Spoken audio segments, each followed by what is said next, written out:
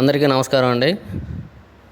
మనం పిఎంశ్రీ యాప్లో school composite గ్రాంట్కి సంబంధించి, లేదంటే క్లస్టర్ గ్రాంట్కి సంబంధించి, ఎంఆర్సీ గ్రాంట్కి సంబంధించి మనకు ఆల్రెడీ మడత విడతలో డబ్బులు పడి ఉన్నాయి కదా, వీటికి సంబంధించిన ఓచెస్ అనేది అప్లోడ్ చేయాల్సి ఉంటుందండి. ఎందుకంటే ఇప్పుడు ఆల్రెడీ మళ్ళీ బడ్జెట్ రిలీజ్ అయింది. సో ఈ బిల్స్ అనేది అప్లోడ్ చేస్తేనే మళ్ళీ బడ్జెట్ ఇవ్వడానికి ఆస్కారం ఉంటుంది. కాబట్టి ప్రతి పాఠశాల వారు ఈ బిల్స్ అనేది యాప్లో అప్లోడ్ చేయాల్సి ఉంటుంది.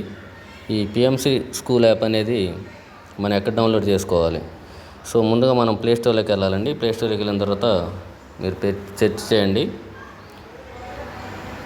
పిఎంశ్రీ యాప్ అని.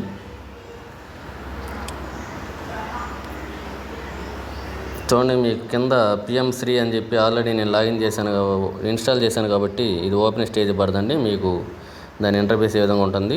సో మీరు డౌన్లోడ్ చేసుకున్న తర్వాత ఓపెన్ చేయండి. మనం యాప్ను ఓపెన్ చేస్తే ఈ విధంగా ఉంటుందండి. మీకు యూజర్ ఐడి అనేది మీకు ఓల్డ్ ఐఎంఎంఎస్ కోడ్ అండి. ఐఎంఎంఎస్ యాప్కి సంబంధించిన కోడ్, అంటే ఐఎంఎంఎస్ కోడ్ 17తో స్టార్ట్ అయి ఉంటుంది. సో మీరు అది ఎంటర్ చేయాల్సి ఉంటుంది. తర్వాత పాస్వర్డ్ వచ్చేసరికి PMSRI@2024 PMSRI PMSHRI@2024. ఈ పిఎంశ్రీలో పి అనేది క్యాపిటల్ అండి. మీరు ఈ ఐఎంఎంఎస్ ఐడి అంటే ఓల్డ్ ఐఎంఎంఎస్ ఐడి 17తో స్టార్ట్ అయ్యేది, అండ్ PMSRI@2024 పాస్వర్డ్ తెలియకపోతే దాన్ని యూజ్ చేసేసి మీరు లోపలికి ఎంటర్ అవ్వచ్చు. ఈ PMSRI@2024లో పి అనేది క్యాపిటల్ అండి. మీరు ఐడి పాస్వర్డ్ ఇచ్చిన తర్వాత మీరు లోపలికి వెళ్ళిన తర్వాత ఏ విధంగా ఉంటుందండి. Capture voucher bill composite school grant PM SHRI స్కూల్కి సంబంధించింది. అది మనది మామూలు స్కూల్ అయితే కాంపోజిట్ గ్రాంట్ ఫర్ స్కూల్స్ అని చూడండి. కాంపోజిట్ గ్రాంట్ ఫర్ స్కూల్స్ అనేది ఓపెన్ చేయాల్సి ఉంటుంది. దీంట్లో మనం ఆల్రెడీ ఇంతకుముందు మనకి ఎస్టిమేషన్ ఎంత ఉందో మనం దానికి పీసీ రిజల్యూషన్ అన్నీ అప్లోడ్ చేసేసాము, అండ్ మనకి గ్రాంట్ కూడా రిలీజ్ అయింది మాట విడతలో కొంత మనం పెట్టిన దానికి. సో ఇప్పుడు మనం ఈ బిల్ క్యాప్చరింగ్ అనే దాంట్లోకి వెళ్ళండి. ఇప్పుడు ఈ పాఠశాలకు సంబంధించి 20,000 ఉందండి. అయితే మడత విడతలో వీళ్ళకి ఎంత వచ్చిందో దానికి మాత్రమే బిల్ అనేది అప్లోడ్ చేయాల్సి ఉంటుంది. సో మనం దాని మీద ప్రెస్ చేయాలండి.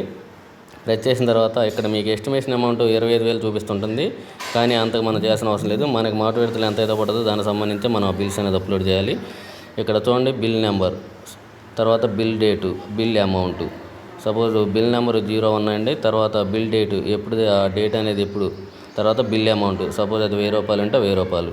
దానికి సంబంధించి విధంగా ప్రతి బిల్ని మనం అప్లోడ్ చేయాల్సి ఉంటుందండి. బిల్ని అప్లోడ్ చేసిన తర్వాత ఆ బిల్ అనేది మనం క్యాప్చర్ చేయాల్సి ఉంటుంది. అంటే దీంట్లో మనకి డ్రాగ్ ఆప్షన్ ఇవ్వలేదండి. ఫోల్డర్లో ఉన్న వీటిలో ఉన్న డైరెక్ట్గానే మనం స్కాన్ అనేది చేయాల్సి ఉంటుంది.